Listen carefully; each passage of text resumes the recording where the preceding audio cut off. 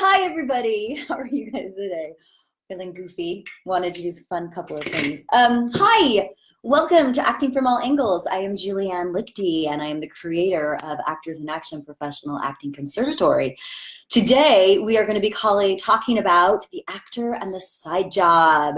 All right, but first, let me tell you a little bit more about myself. I am the creator of Actors in Action Professional Actor Training, where we train actors to do their best work under any kind of pressure, at a callback, at an audition, at a booking. We have a really fabulous system for getting people into their impulses, getting connected, learning how to break down a scene so they can make fabulous choices and be present.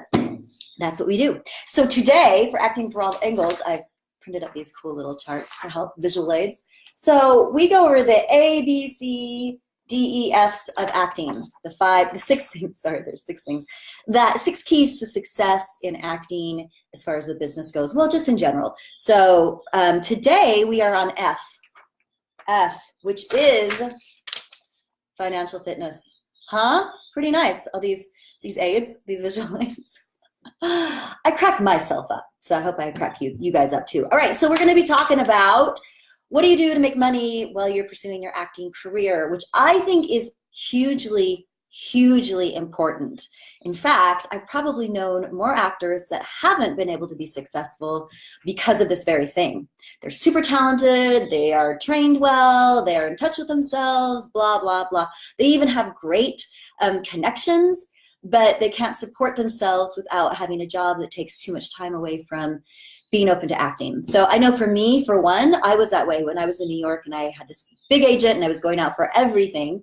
I was temping, and there were many times when I would get a new temp job and they'd say, the last girl left, last five girls left the temp job. You better not do that. And I'd be like, of course I'll be there. I'd go one day and then the next day I'd get a huge audition, then I'd have to blow off that temp job.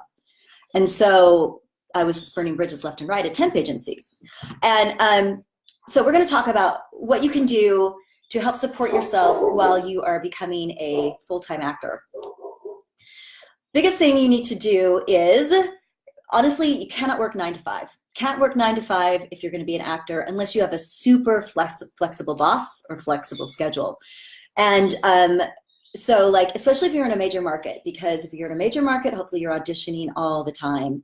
Hopefully you're going out 3-4 times a week, maybe even, in the busy, maybe even a couple of times a day would be fantastic. Sometimes it slows down that you're just going once a week or whatever, but you need to have something that is flexible enough to let you go out to audition. Clearly, we all know that. And it's super tricky. It's super tricky with this. So having a 9 to 5 probably isn't going to cut it. It's going to be too stressful because you're going to ask your boss, hey, can I go out? I got this audition. And they're going to be like, well, you have to be back in a half an hour. And if you live in LA, it takes you 2 hours to go to an audition. You got to drive there, you got to park, you got to do all that stuff. You got to go back. In New York, same thing. You got to take the subway, you got to blah, blah, blah. So the 9 to 5 thing kind of is not going to work. So don't think about a 9 to 5 job unless you're working for somebody who is super, super flexible and you know that, okay? So luckily, when I was in New York, that was a long time ago, about 20 years ago, and all this stuff with the internet, hi, Catherine's here, hi, the stuff with the internet, the stuff with working remotely, nobody even dreamed of that back then. So you guys are lucky. You've got a lot more options to do. So there's also the traditional let's work in a restaurant. If you're an actor, you're going to work nights in a restaurant, which is awesome. That's great. Some restaurants in New York and LA, you can make bank. You can make lots of money, which is great. But it may be too exhausting for you. I don't know. It could be. And you have to be there sometimes for the night shift. You have to be there right at 4:30.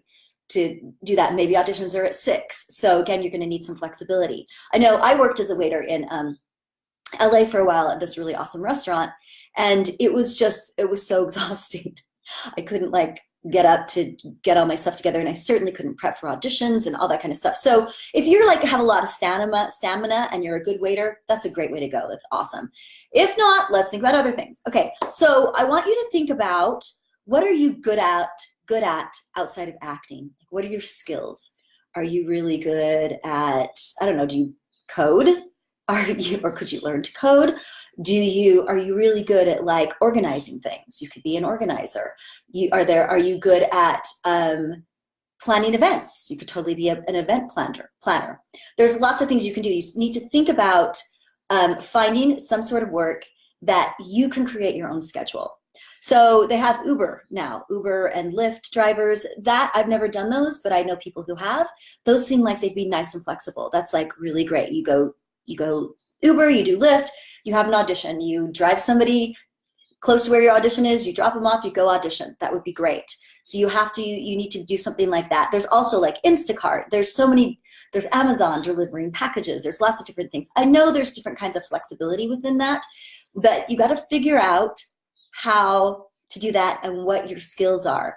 Now, you can also be an entrepreneur and you can create something on your own. Like I was saying, if you know how to code computers, or if you think you could learn how to, that's something that you could do remotely. You could also do, just having a brain frog, somebody said yesterday.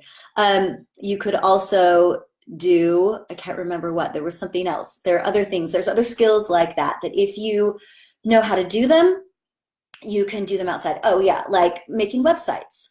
If you know how to make websites, you can learn how to make websites without coding. You can do it on WordPress. You could create a business of making websites if you wanted.